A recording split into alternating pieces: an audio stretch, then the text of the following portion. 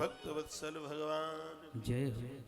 श्रवणं कीर्तनं विष्णु स्मरणं पादसेवनम्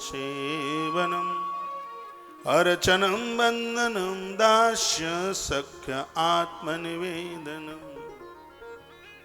नौ भक्ति को भगवान तब ही स्वीकार करेंगे कब? जब हम दोषों से निर्दोष हो जाएं, धूतम जुआ न हो, पानम हमारा आहार ठीक ठाक हो, खान पान ठीक हो। भजन के ऊपर आहार का बहुत बड़ा प्रभाव पड़ता है। इसलिए मैं बहुत बार माताओं को कहता हूं कि रात्रि को रसोई में जूठे बर्तन मत छोड़ो, कभी रसोई में बैठ करके मत खाओ।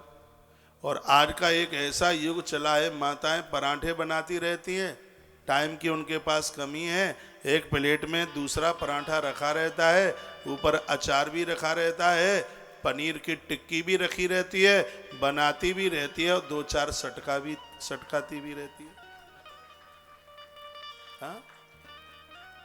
टाइम ही नहीं है। मैंने तो यहाँ तक देखा है, सुबह ही सुबह आजकल माता एक झंगा झोला पहन लेती है ऊपर से लेके नीचे तक, घर में झाड़ू ही ना लगाना पड़े, अपने ही आप साफ हो।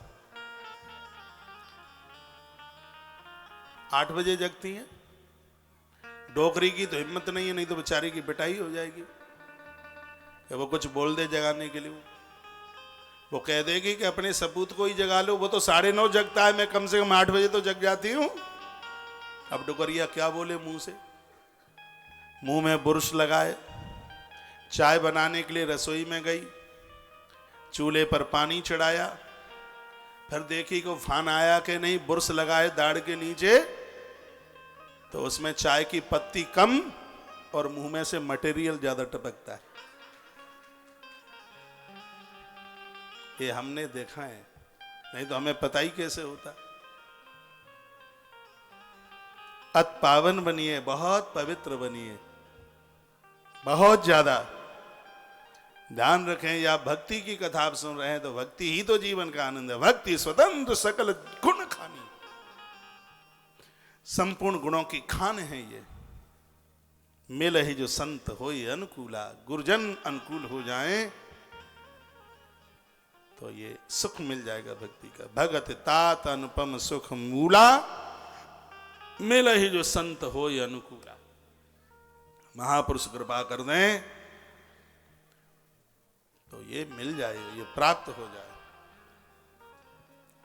तो धूतम जुआ, नशा, और अगली बात बताई जा रही है वो है श्रेयः सुना। भले लोगों को दुराचार व्यभिचार से बचना चाहिए। ये 5 महापाप हैं: शराब पीना, जुआ खेलना, मांस खाना,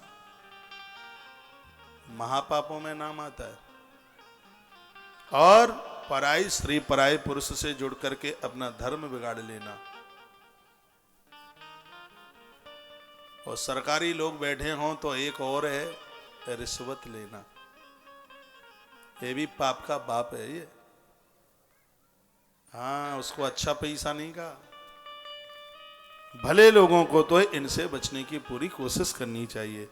धूतम पानम श्रियाशूना यत्र अधर्म चतुर्विधा। ये अधर्म की जगह, इस अधर्म अन्याय से बचने के लिए छठ दमशील व्रत बहु कर्मा, बहुत से सत्कर्म करो। सत्कर्म, इनसे बोर मत होइए, यही जीवन बदल देंगे। राम का संदेश है, सबरी माता के माध्यम से मेरे प्रभु घर घर में ये बात पहुंचाना चाहते हैं। भले आप राम के भक्त हैं तो भी शिवरात्रि मनाइए। शिवरात्रि आ रही है 1 मार्च को। शिवरात्रि की बड़ी महिमा है। 4 पहर की पूजा गरीबी को खत्म कर दे, उम्र बढ़ा दे लंबी। शिवरात्रि की महिमा है। बहुकर्मा गणेश चतुर्थी मनाइए, दुर्गाष्टमी मनाइए। जो भी सनातन हिंदुओं के त्योहार हैं सबको आदर कीजिए, सबको मान कीजिए। ये भक्ति है। इन दोषों से बचिए। ये धोखा जीवन में मन देना। पत्नी ने, हे पतियों तुम्हारे ऊपर बड़ा भरोसा किया है, हाँ, बहुत सी बातें होती हैं, मुझे भी लाज लगती है बोलने में, हिम्मत नहीं होती बोलने की, फिर भी इशारा करके चलना पड़ता है। ये सगरे धर्म हमारे माताओं के लिए ही नहीं, पुरुषों के लिए भी धर्म है। एक वन में रह करके संयमित जीवन जी रहा है, तो एक घर में रह करके संयमित जीवन जी रही है। दोनों संयमित जीवन जिएंगे तभी तो रावण के पुत्र को पटक पाओगे नीचे, नहीं तो मुश्किल हो जाएगा। मेघनाद काम है, बेकार है, पाप है धरती का, और इस बेकार को लक्ष्मण जैसा जति ही जीत पाएगा। और किसी को लक्ष्मण बनाने में हाथ माता उर्मिला का हाथ है। धन्य है देवी, जो भी पुरुष संयमित जीवन जिए हैं उनमें माताओं का बहुत बड़ा हाथ है। माताओं के बिना तो वह पुरुष संयमित जीवन जी ही नहीं सकता। और मैं तो कहीं किसी कथा में, प्रवचन में निवेदन कर रहा था, इस धरती की जितनी भी माता हैं, बस वो संकल्प ले लें, गंगा जल लेके कसम खा लें, हमें अपने धर्म को बचा के रखना है, तो मर्द लोग तो अपने आप ही बचे रहेंगे, अपने आप।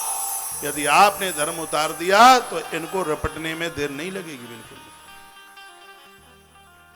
परमहंस धन्य है इस साधु की साधुता को, लेकिन प्रणाम उसमें मां शारदा को करूंगा। विवाह होने पर भी एक दिन के लिए भी इन्होंने गृहस्थ आश्रम को नहीं स्वीकार किया। विवाह होने के बाद भी उनके अंदर पति और पत्नी का संबंध नहीं था। उस घरवाली में उन्होंने साक्षात महाकाली का दर्शन किया था। माता शारदा भी अपने पति के विग्रह में देवताओं का दर्शन करती है। ये पति और पत्नी का संबंध ये वासना का खिलौना नहीं है। ये धर्म की गाड़ी के दो वृषभ हैं, जिस धर्म की गाड़ी को आगे लेकर के जा रहे हैं। माताएं दुनिया भर के तीज त्योहार व्रत करती हैं, पुरुषों को चाहिए कि उन्हें संग देना चाहिए, लेकिन ये तो लड़ने को बैठ जाते हैं। उपवास करेगी, ये कहेंगे तुझे मीरा ही बनना था तो विवाह क्यों किया, यही बोलते हैं। धन्य है माता उर्मिला और धन्य है लक्ष्मण। ये है जोड़ी, देखो ना दोनों की जोड़ी। 14 वर्ष क्या, उनका तो जीवन भर का ये संयम था। नहीं तो मेघनाद को, अरे इंद्र की नाक में नकेल डाल दी इसने, इसलिए तो उसका नाम इंद्रजीत है। मेघनाद बहुत बलवान था, रावण को बड़ा भरोसा था। इन जहां रास्ते से मेघनाद निकलता, देवता लोग स्थान छोड़ करके सुमेरु गुफाओं की कंदराओं में घुस जाते थे। मेघनाद का इतना बड़ा बोलबाला था, लेकिन वह मेघनाद कैसे धराशायी होगा। एक बार दोनों हाथ उठाकर मां उर्मिला के लिए तालियां बजाइए। धन्य है देवी। 14 वर्ष तक एक दरवाजे पर खड़ी रही। 14 साल तक उसने अन्न पानी सब छोड़ रखा था। हाथ की हथेली पर 14 साल तक दिया बिना घी तेल के जला। माला कुमलाई नहीं, ये संयम मातृशक्ति के पास होना चाहिए। स्त्री कोई बच्चों को पैदा करने के लिए आपने सोच लिया हो कि कोई मशीन है। ये बंधनीय है, दुर्गा है, ये लक्ष्मी है, महासरस्वती है। इसका बंधन करने से तो रसोई में कभी अन्न की कमी नहीं आती। ये जिससे भी हाथ लगा देती है वही प्रसाद बन जाता है। ये पत्नी तो बहुत बाद में है, ये कन्या है, मां है। ये इसमें मातृत्व का दर्शन किया जाए। स्त्री पुरुष दोनों को ये चाहिए। धूतम पानम श्रेया सुनहा, जहां पर व्यभिचारी रहते हैं, चाहे स्त्री हो चाहे पुरुष, वहां कलयुग आके बैठ जाता है। उस घर में किए गए सत्कर्म का कोई भी फल नहीं मिलता। इसलिए इस दोष से बचें, बहुत ज्यादा जरूरत है। कोई भी पुरुष पत्नी को धोखा ना दे और कोई भी स्त्री अपने पति को धोखा ना दे। प्रकृति की बहुत बड़ी बड़ी आंखें हैं। हमें 14 लोग देखते हैं बराबर, हम क्या कर रहे हैं? धरती, आकाश, जल, अग्नि, वायु, ये सब देख ही तो रहे हैं। चंद्रमा, नक्षत्र, तारे, गण, सब देख रहे हैं। लोग बड़े चतुरा बनते हैं, कहते हैं हमें कोई नहीं देख रहा। देखा जा रहा है, सब देख रहे हैं। पूरी प्रकृति की दृष्टियां आपके ऊपर टिकी हुई हैं। तो इस व्यभिचार से, इस अधर्म से, इस अन्याय से समझदार लोगों को बचना चाहिए। भक्ति है ये भजन है, ये आराधना है, ये साधना है, ये 5वीं 6वीं भक्ति है। अगली बात निवेदन करूंगा, हिंसा से बचें। हिंसा, भगवान कृपा करे किसी के जीवन में मांस मुर्गा खाने की आदत ना हो किसी को।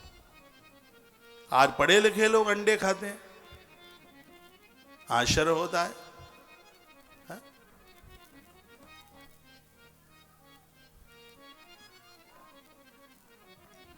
मैं तो हमेशा कहता हूं कि शराब क्या है?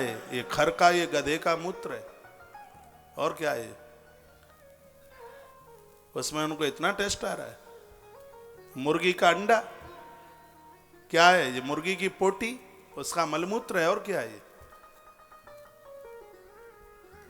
ये बिल्कुल ठीक नहीं है। शाकाहारी बने, ये तो धर्म को खत्म कर देंगे ये सब चीजें।